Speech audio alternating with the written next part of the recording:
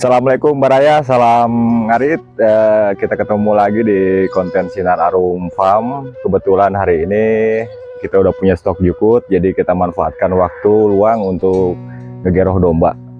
Yang kita geroh ini adalah seorang domba pejantan atau pemijah. Dia usianya masih sangat muda, dia masih sanggup ke lapang, cuman kita nggak kelapangkan, kita masukkan dia ke pemijah. Ini namanya Pandu, dia bobot ada di sekitar 70. Dia usia baru 2,5 tahun atau plek 4 tua. Kalau secara naluri domba ini memang agresivitasnya masih tinggi. Cuman di sini kita nggak akan gagal karena dia status pemijah, tapi kalau mau dicoba bisa kita buktikan. Hey! Hey, su,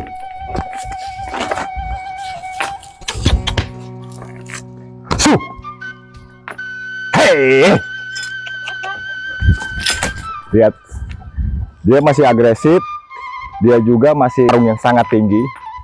Jadi domba ini sangat berbahaya kalau untuk kita mainkan seperti tadi. Harus sama orang-orang yang udah ada pengalamannya. Kita harus mengambil jarak tambang.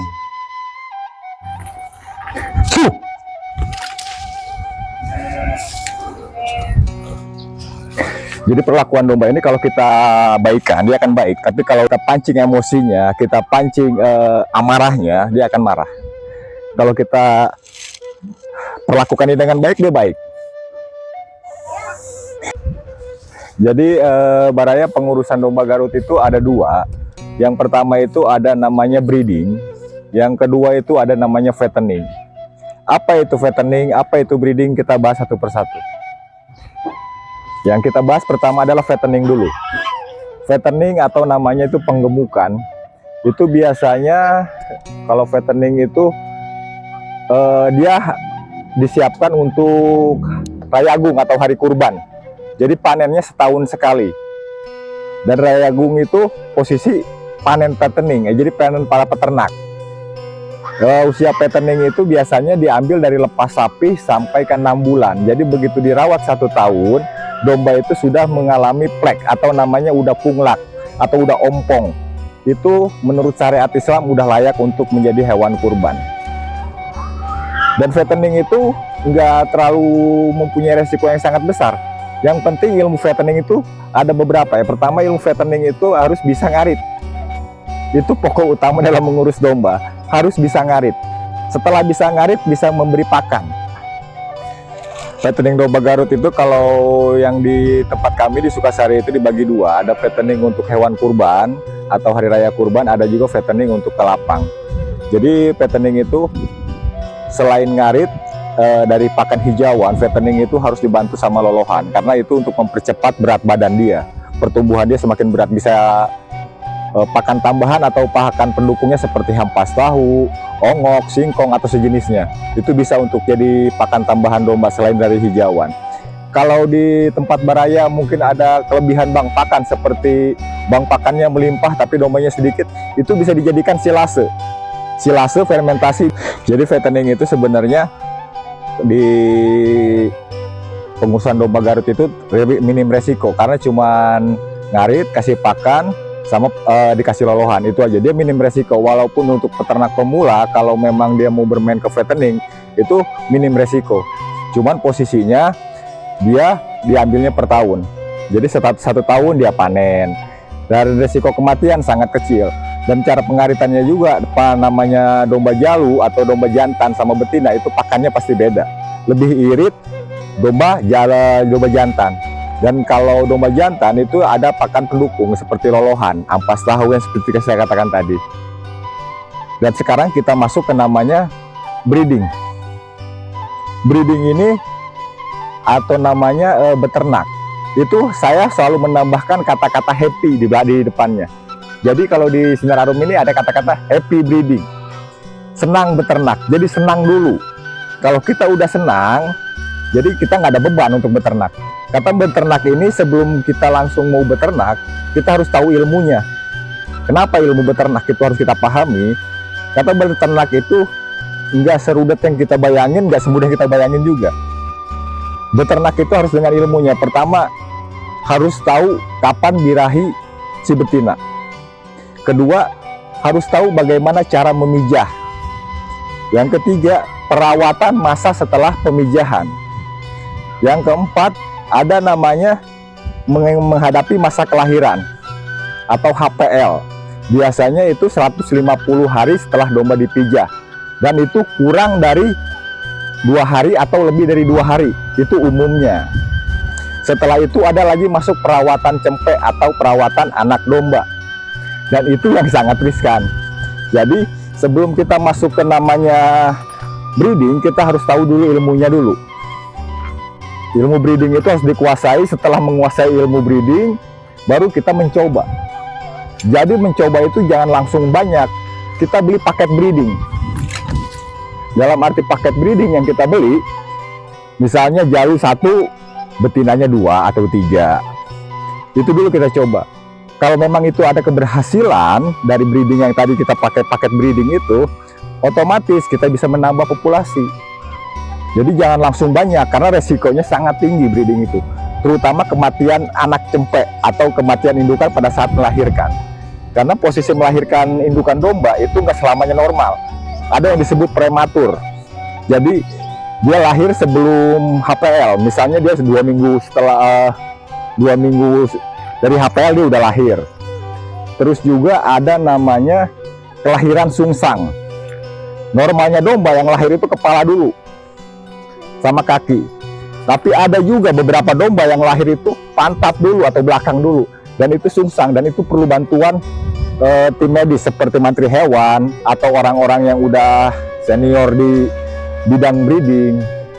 Dan breeding ini mempunyai apa ya, kalau menurut saya ya, harus mempunyai kandang yang lumayan sedikit besar dibanding kandang fattening tadi. Karena breeding itu kalau memang harus dikatakan harus tahu HPL, harus tahu kapan masa birahi domba. Kalau untuk pemula mungkin ada riskan. Tapi saya di sini punya triknya untuk meminimalisir itu semua. Kita namanya sebutnya kawin koloni. Jadi kawin koloni itu betinanya kita taruh 5, jalunya kita taruh 1. Itu sangat ampuh di kandang kami. Nah, kita simpan itu selama 1 bulan atau 45 hari. Karena masa birahi domba itu 15 hari pertama, 15 hari kedua, sampai 15 hari ketiga.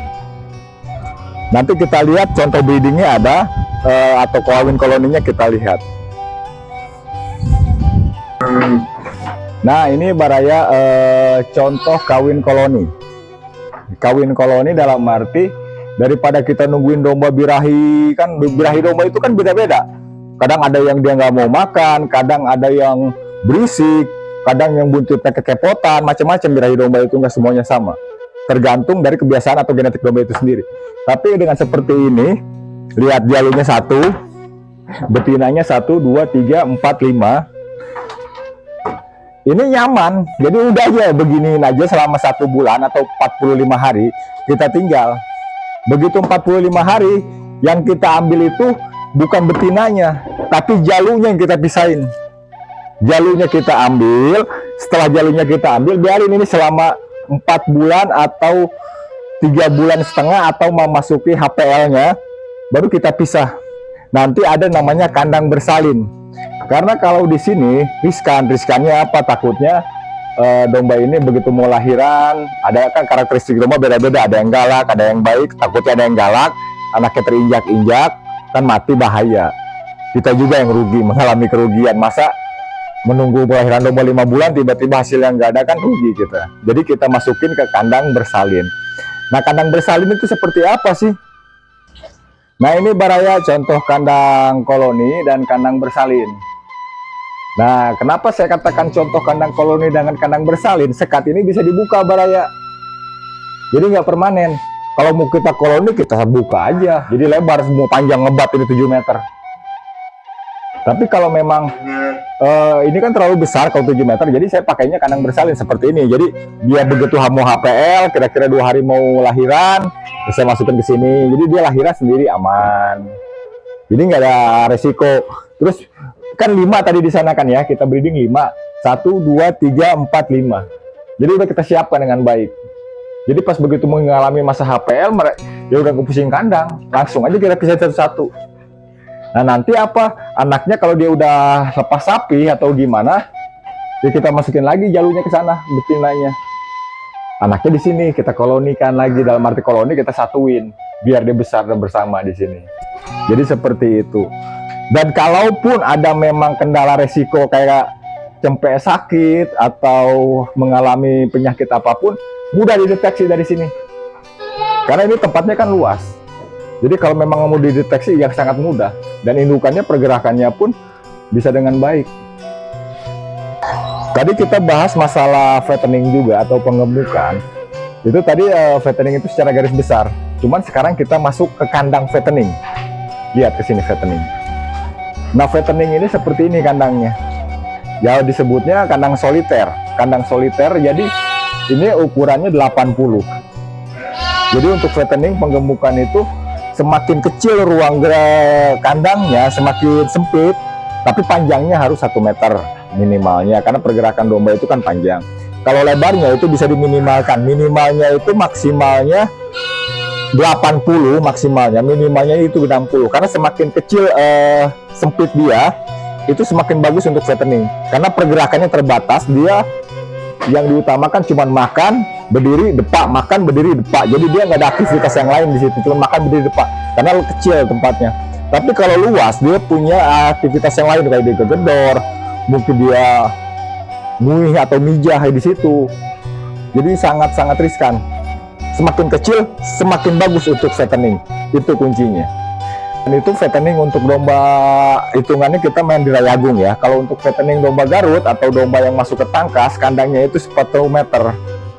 Ini kandangnya. Jadi berbeda, kalau untuk Rayagungan atau untuk hari raya kurban, semakin sempit ruang geraknya, minimalnya 60, semakin bagus, semakin cepat pertumbuhan badannya. Tapi kalau untuk domba Garut, atau istilah fattening kita masuk ke kontes, itu kadang harus standar, minimal 1 meter tiang ke tiangnya. Kenapa 1 meter? Karena domba Garut itu bukannya daging atau bukannya lemak yang kita ambil, tapi otot di situ.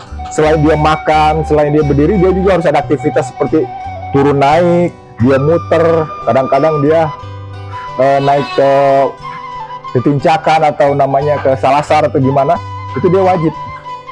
Karena untuk menaikkan otot dia nanti dari kecil. Jadi kami di sini membahas tentang namanya breeding dan fattening karena kami juga di sini melakukan breeding juga, melakukan fattening juga. Jadi ini yang saya sampaikan saat ini itu sesuai pengalaman kami di Sinar Arum ini. Karena kami bermain breeding juga, kami bermain fattening untuk tangkas juga, bermain untuk fattening kurban juga.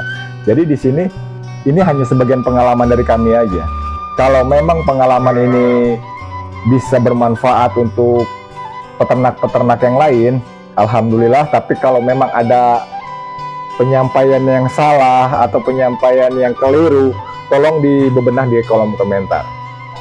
Pakai, kalau mau breeding silahkan pakai ilmu breeding, kalau mau fattening pakai ilmu fattening, dan itu hanya secara garis besar yang kami sharing di sini.